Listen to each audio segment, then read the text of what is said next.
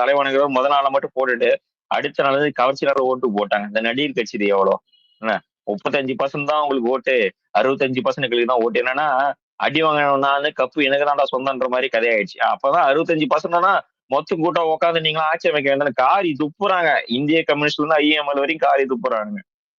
இவனுக்கு பேசுறானுங்க இந்த மாட்டு சந்தையில போடுவாங்கல்ல துண்டு போட்டு பேசுறோம் விரல் பிடிச்சி பேசுற மாதிரி அவன் துறையை ஒதுக்குற அளவுக்கு போயிட்டானுங்க. இந்திய கம்யூனிஸ்ட் எஸ்கேப் ஆகி வந்தனால தான் உங்களோட இது வெளியே வருதுன்றது எல்லாமே போட்டு உடச்சாங்கல்ல. அவங்களை என்ன மாதிரியான விமர்சனம் உட்காந்துக்கிட்டு சோஃபாக்கு மதிமகினார்னு சொல்லிட்டு திருமாவளவன் இழிவுபடுத்துறது, ஐஎம்எல் கட்சியை தடை பண்ற அளவுக்கு ஒரு ஊபி ஒரு போடுறான் வீடியோ. அவனெல்லாம் ஜென்சி கேட்டகரியில் வேற சேர்த்து தொலைச்சிட்டீங்க. கருமாந்திரம் பார்க்க முடியல. பேஸ்புக் தான் இப்பெல்லாம் பூமர்களுடைய ஆதிக்கம் ஆயிடுச்சுன்னா இன்ஸ்டாவே அது மாதிரி மாத்தி வச்சுட்டானுங்க. இப்பெல்லாம் போகவே முடியல. உள்ள போனாலே உட்காந்துட்டு ஒப்பாரியா வைக்கிறானுங்க வந்து. என்னவோ காமராஜரே தோக்கடிச்ச ஊரதான்ன்றாங்க. காமராஜர் தோக்கடிச்சது நீதான்டான்னா மறுவாரத்தை பேச மாட்டேன்றாங்க. நீங்க அண்ணனுடைய முழுக்க முழுக்க ஸ்பீச் என்னன்னா திமுக சொல்றது ஒரு அறிகுறை தான், ஒரு தாரக மந்திரம். நீ வந்து உன் உடன்பிறப்புக்கெல்லாம் கேட்க தேவையில்ல.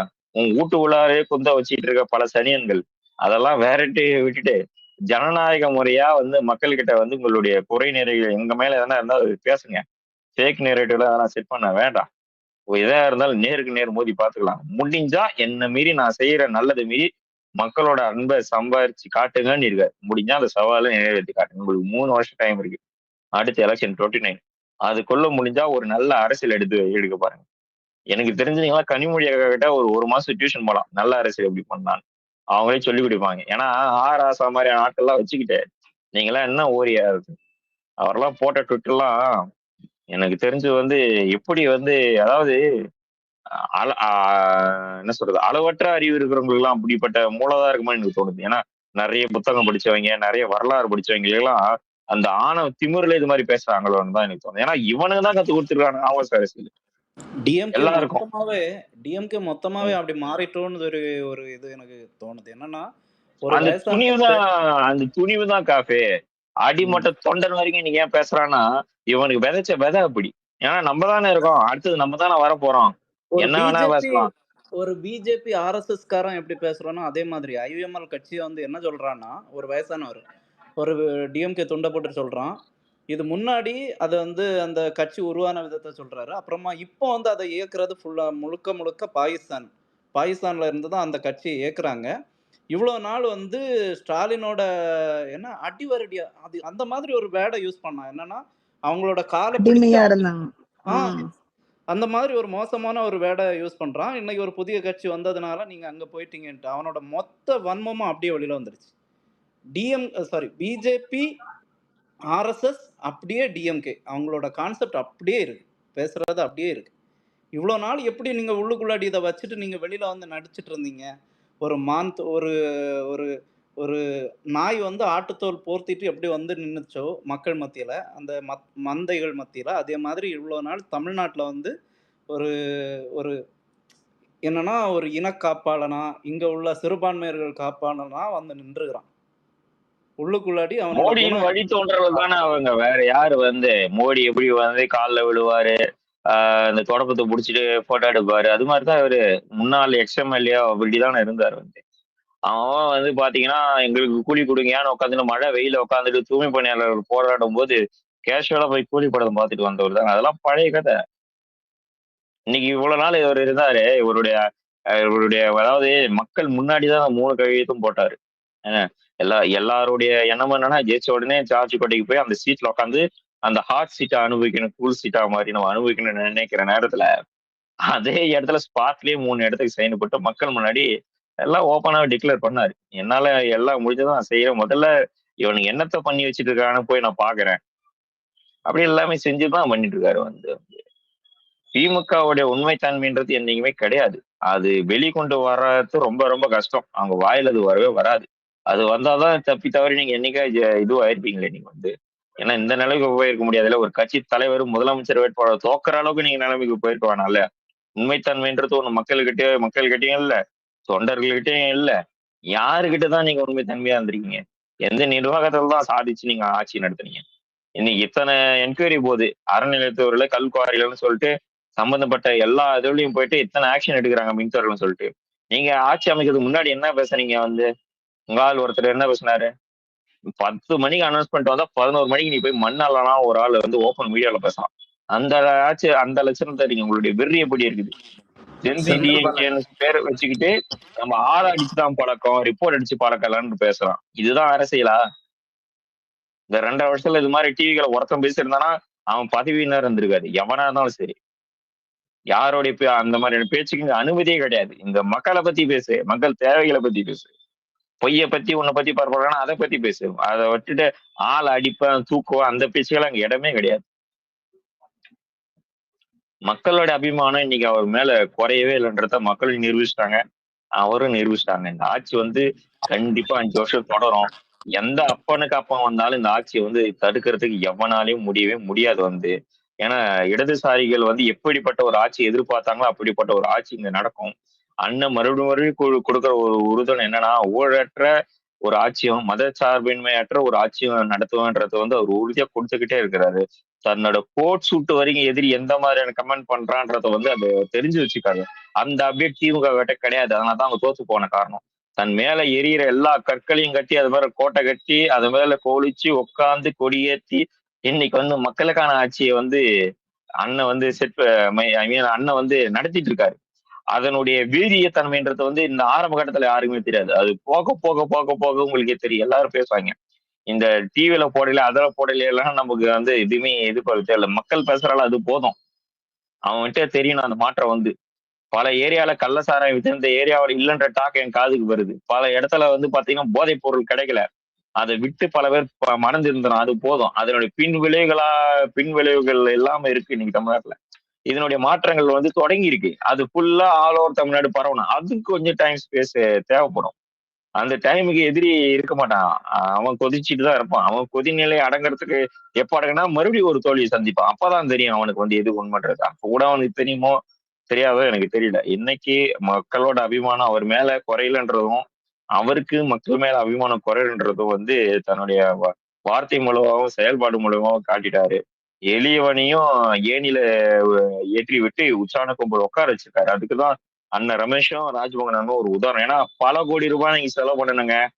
பல கோடி ரூபாய் செலவு பண்ணணும். ஒரு கட்சியில சீட்டு வாங்குறதுக்கும் செலவு, தேர்தல் நிக்கிறதுக்கும் செலவு, அமைச்சர் போஸ்ட் வாங்கினாலும் செலவு. நீங்க அடிக்கிற கமிஷன்ல கொடுக்கணும், அதுக்கும் காசு ஒதுக்கணும். வெறும் பண அரசியலே இருந்த இந்த அரசியல் எல்லாத்தையும் ஒழிச்சு கட்டி ஜனநாயக பூர்வமான அரசியலை அதை கொண்டு வந்திருக்கிறாரு. அதை நான் சொல்றேன், திமுகவால ஏழை ஜென்மத்துக்கு அதை பண்ணவே முடியாது. அவங்க தலைகளா தண்ணி குடிச்சாலும் அதை பண்ணவே முடியாது. அங்க செட் பண்ண பாஜக தமிழ்நாடுன்ற அந்த நெரேட்டிவ் சுத்தமா உடைச்சு விட்டாரு. ஏன்னா தமிழ்நாட்டுல பாஜகன்னு ஒண்ணு இல்லவே இல்லை அப்படின்றது இன்னைக்கு வந்து ஒத்த எம்எல்ஏல வந்து நிக்குது அந்த கட்சி. அந்த அளவுக்கு அதை அகலபாத கொண்டு போய் ஒரே ராடு அடிக்க விட்டுட்டாரு அண்ணன் வந்து. எல்லாம் புடிச்சு தொங்கிட்டு இருக்காங்க யாரும். அடுத்த எலெக்ஷன் இன்னும் எவ்வளவு சதறதுன்றத பார்க்கலாம். ஓகே, மியோ சொல்லுங்க மியோ. இல்ல ஆக்சுவலி அவங்களே சில விஷயங்கள் சொல்லிட்டாங்க. நான் வேற ஏதோ ஒரு டாபிக் வந்துச்சு அப்படியே போயிட்டேன். ஒரே நிமிஷம். இல்ல பாஸ் ப்ரோ சொன்ன அந்த விஷயத்துல செந்தில் பாலாஜி சொல்றாப்புல, அந்த பதவி ஏற்றுட்டு 2 மணிக்கு நீங்க பதவி ஏற்றீங்கன்னா 2:30க்கு போய் மண்ணல போங்க. உங்களை ஏது அதிகாரிகள் தடுத்தாலும் உடனே எனக்கு கால் பண்ணுங்க. இதெல்லாம் என்ன மாதிரியான ஒரு ஸ்டேட்மெண்ட்? எவ்வளவு கேவலமா இருக்கிறீங்க. அவனோட அவனோட மைண்ட் ஃபுல்லாவே வந்து திருட்டு அந்த அத வந்து பப்ளிக்கா சொல்றான்னா அவனுக்கு எவ்வளவு கட்ஸ் இருக்கணும். மக்கள ஆட்சிக்கு நீங்க வந்துட்டு வந்து முட்டாள்னு திமிரு தான் ப்ரோ. திமிரு இது. ஆமா. அவன் என்ன நினைக்கிறான்னா, நம்ம இதே பிஜேபி கான்செப்ட்ட சொல்லியே நம்ம இவங்க ஏடிஎம்கே விசஸ் டிஎம்கேன்னு சொல்லி நம்ம அப்படி வந்துரலாம். ஆட்சிக்கு வந்துரலாம். சரியா? 2மே திருட்டு பசங்க தான். அவன் வந்தா நமக்கு கமிஷன் கொஞ்சம் கம்மியாகும். நம்ம இருந்தாச்சுன்னா அடிச்சு புடுங்கி சாப்பிடலாம். இதுதான் இவங்களோட கான்செப்ட். இந்த பிஜேபி கான்செப்ட்ட வந்து இந்த ஃபர்ஸ்ட் எலக்ஷன்லயே நம்ம உடைச்சிட்டோம். நம்ம உள்ள வந்து நம்ம டிஎம்கே மாத்தி ஓட்டு போட்டா, டிஎம்கே ஓட்ட வந்து வேற யாருக்கும் போட்டா பிஜேபி உள்ள வந்துரும், பிஜேபி உள்ள வந்துரும்னு ஓட்டிட்டு இருந்தானுங்கல்ல. 4 சீட்லேருந்து 1 சீட்டுக்குள்ளாடி இழுத்து கொண்டு விட்டுட்டோம்.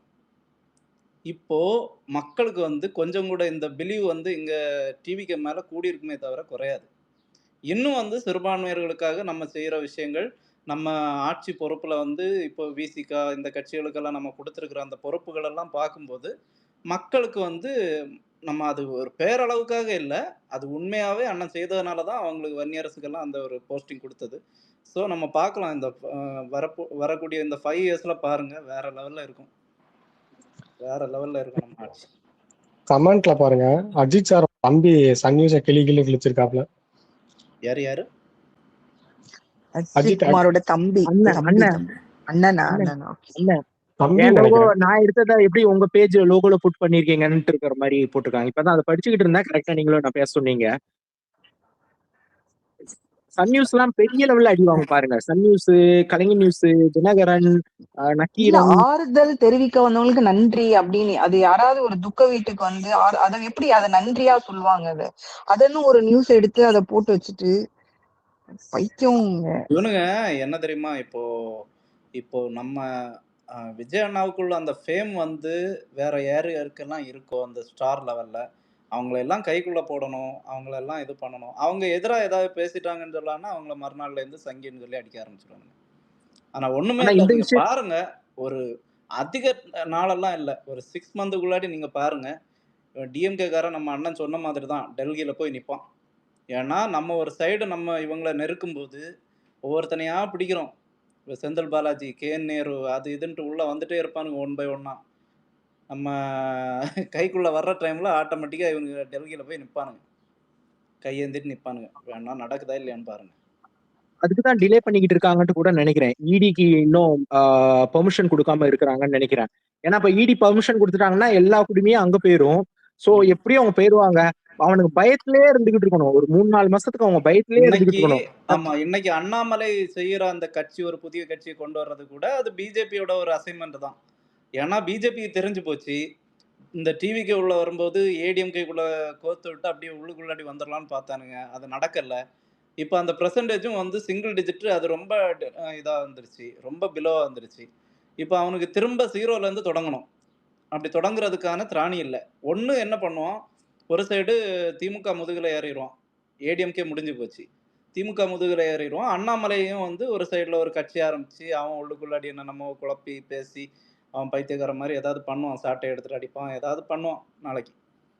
அதெல்லாம் பண்ணி அவன் உள்ள வந்து அவனோட ஒரு சர்டன் பெர்சன்டேஜ் ஓட்டு எடுக்கலாம். தமிழ்நாட்டுல இப்படிதான் அவனால வர முடியும்னு சொல்லி யோசிக்கிறான். கேரளாவுல கூட ஒரு 3 சீட் எடுத்திருக்கிறான். ஆனா தமிழ்நாட்டுல ஒரு சீட்டு தான் ஒண்ணு வரும்போது அவனுக்கு தெரிஞ்சு போச்சு மக்கள் எந்த லெவல்ல இது பண்றாங்கன்ட்டு. ஆக்சுவலி அண்ணாமலை வந்து திமுகல சேர்ற மாதிரி கூட ஒரு 3-4 மாசத்துக்கு முன்னாடி ஒரு டாக் ஒண்ணு அவன் போச்சு.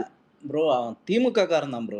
அண்ணாமலை, திமுக, பிஜேபி இவனுங்க எல்லாம் ஒரே குட்டையில ஒரு மட்டைகள். நீங்க பாருங்க, ஒரு கேஸ் அழகா போயிட்டு இருக்கும் அந்த திமுக எதிரா. இல்லைன்னா ஒரு டாக் அப்படியே அழகா போயிட்டு இருக்கும். இடையில வந்து ஏதாவது ஒரு பைத்தியகாரத்தனம் பண்ணி அதை அப்படியே மாத்தி விட்டுருவான். இதுதான் அவனோட இதுதான் அவனோட அவனுங்க அஜெண்டாவே அதுதான். உங்களுக்கு ஞாபகம் இருக்கா என்னன்னு தெரியல. ஒரு ஒரு பொண்ணு இறந்து போச்சு தெரியுமா? லாவண்யான்னு சொல்லி மைக்கேல்பட்டியில ஒரு பொண்ணு இறந்து போச்சு. டிஎம்கே பீரியட்ல தான். அதுல பிரச்சனை பெருசா பண்ணது, கலவரம் பண்ணதுக்கு எல்லாமே வெளியில வந்து பேசுனது எல்லாமே அண்ணாமலை தான். அதுக்கு சிபிஐ வரைக்கும் போய் சிபிஐலயே வந்து கன்வர்ஷன்லாம் எதுவும் நடக்கல. அந்த பொண்ணு சூசைட் பண்ணதுக்கு காரணம் அந்த ஸ்கூல் பண்ண ஃபோர்ஸ் கன்வர்ஷன்லாம் எதுவும் கிடையாது அப்படின்னு வந்துடுச்சு. ஆனா அந்த சிபிஐ அந்த வேர்டிக்ட் வர்ற வரைக்குமே கூட இது அண்ணாமலையை வந்து டிஎம்கே வந்து கடைசி வரைக்கும் அரெஸ்ட் பண்ணவே இல்லை. அவன் என்ன அவ்வளவு பெரிய ஆளா? அவனை எதுக்கு அரெஸ்ட் பண்ணலன்னு கேட்டா கடைசி வரைக்கும் அங்க யாருக்கிட்டயுமே பதில் இல்ல. என்னன்னா அவங்க அண்ணாமலை வந்து திமுகல வந்து ஜாயின் பண்றதுக்கு சான்ஸ், அப்பதான் வந்து நயனா நாகேந்திரன் வந்து பிஜேபி இதா மாறி இருந்தாங்க. சோ அங்க இருந்து இங்க தாவர மாதிரி ஒரு விஷயம் நடந்துகிட்டு இருந்துச்சு. இப்போ உண்மையான பிஜேபி பி டீமா உள்ளுக்குள்ள வரப்போறது அண்ணாமலை தான். ஸ்ட்ரெயிட்டா பிஜேபி இதுக்கப்புறம் வர முடியாது. சோ பிஜேபி ஏன்னா இப்போ அண்ணாமலை கிட்ட என்ன செலவு பண்றதுக்கு இருக்கு, என்ன ஃபோர்ஸ் இருக்கு, எல்லாமே பிஜேபி பின்னாடி இருந்து பண்ணும். திமுக வந்து இவங்களை எதிர்க்கிற மாதிரி ஒரு எதுக்கும் இவங்க பேசுற மாதிரி பேசுவாங்க. இவங்க வந்து ஒரு ஸ்ட்ரெயிட் லைன்ல, அதாவது டாப் ஹெட்லைன்ல வர்றதுக்குள்ள வேலையை எல்லாமே பண்ணுவாங்க. இது கண்டிப்பா இன்னும் ஒரு 2-3 வருஷத்துல பெரிய லெவல்ல நடக்கும். இது நான் இது வரைக்கும் பாத்துட்டு இருக்கேன்ல, இதுதான் நடக்கும் அப்படின்றது என்னோட அசம்ஷன். டிஎம்கேக்கும் வேற வழி இல்லைங்க. டிஎம்கே வந்து தனியா வந்து நின்றுட மாட்டான். அவன் தனியா நின்று ஒரு 15 தொகுதி ஜெயிக்கிறது வரைக்கும் அது கஷ்டம்தான். ஏன்னா அவன் இவ்வளோ நாள் அவன் ஓட்டுனது எல்லாமே சிறுபான்மையர்கள் ஓட்டு, இந்த மாதிரி உள்ள விஷயங்களை வச்சுதான் இவ்வளோ நாள் அவனோட கட்சியை ரன் பண்ணிட்டு இருந்தான்.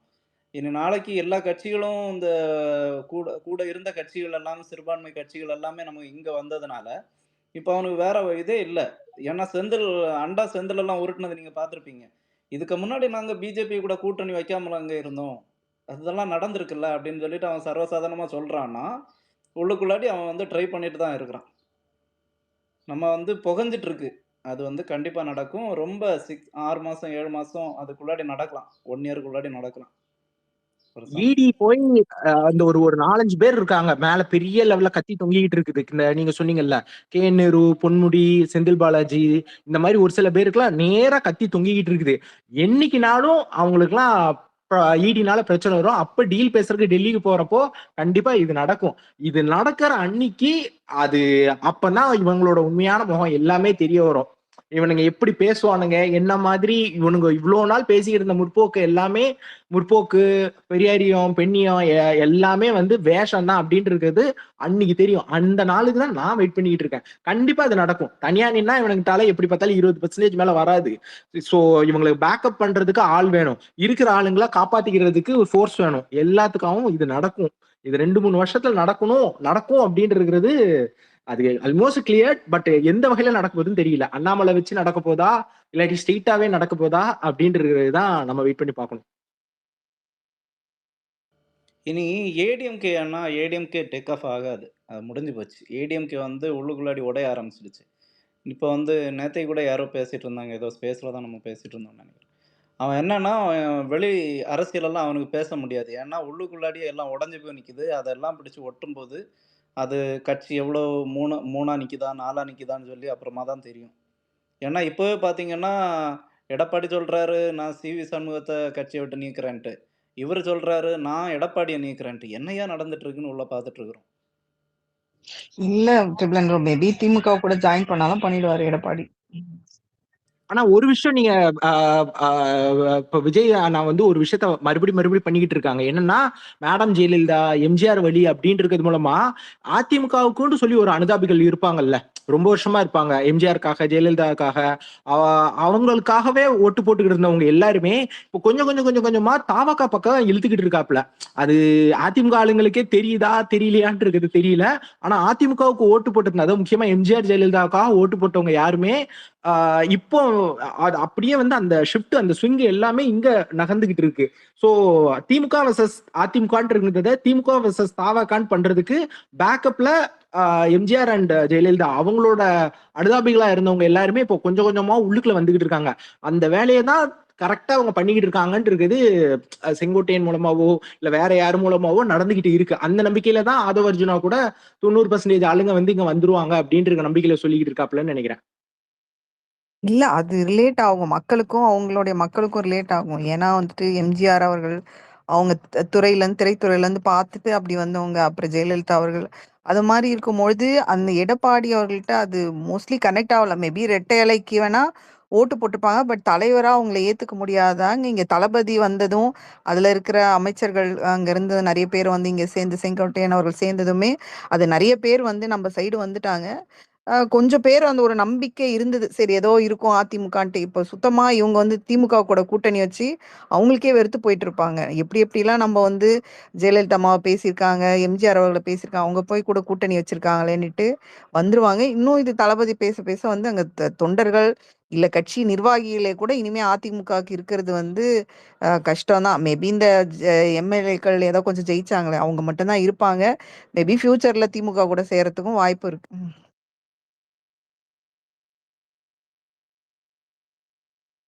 ஆனா ஓபிஎஸ்ஸே சேர்த்துட்டாங்க.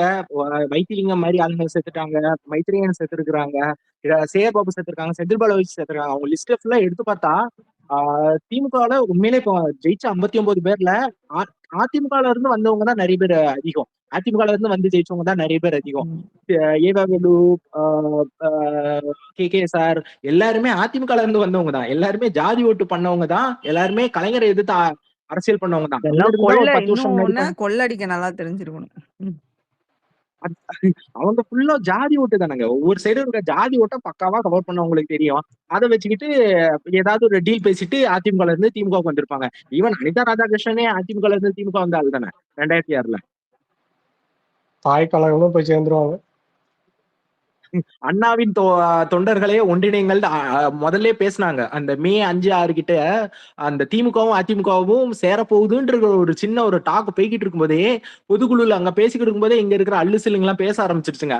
அண்ணாவின் தொண்டர்களே ஒன்றிணையுங்கள், இது தற்கூரிகளை விரட்டி அடியுங்கள், அப்படி இப்படின்ற மாதிரி ஒரு 2-3 நாள் பேசிக்கிட்டு இருந்தானுங்க. ஆனா செம்ம பேக் ஃபயர். அதுலயே நீங்க பாருங்களேன், இங்க நம்ம 107 வாங்கினது, அதாவது தாவக்கா வந்து 108 வாங்குச்சு அப்படின்றதுனாலதான் இதெல்லாம் எக்ஸ்போஸ் ஆச்சுன்ற ஒண்ணு இருக்கு. இன்னொரு ஒரு விஷயம் என்னன்னா, திமுகவும் அதிமுகவும் சேர்ந்தே 106 தான் வந்துச்சு. நான் சொல்றேன் அந்த பார்ட்டி மட்டும், இவங்க 59, அவங்க 47, சோ மொத்தமா சேர்த்து 106 தான் வந்துச்சு. வேற வழியே கிடையாது. அவங்க வந்து பாமக, விசிக, ஐயுஎம்எல், சிபிஐ, சிபிஎம் எல்லாரையும் சேர்த்தாதான் அவங்களுக்கே 118 வரும்னு இருக்கிற நிலைமை.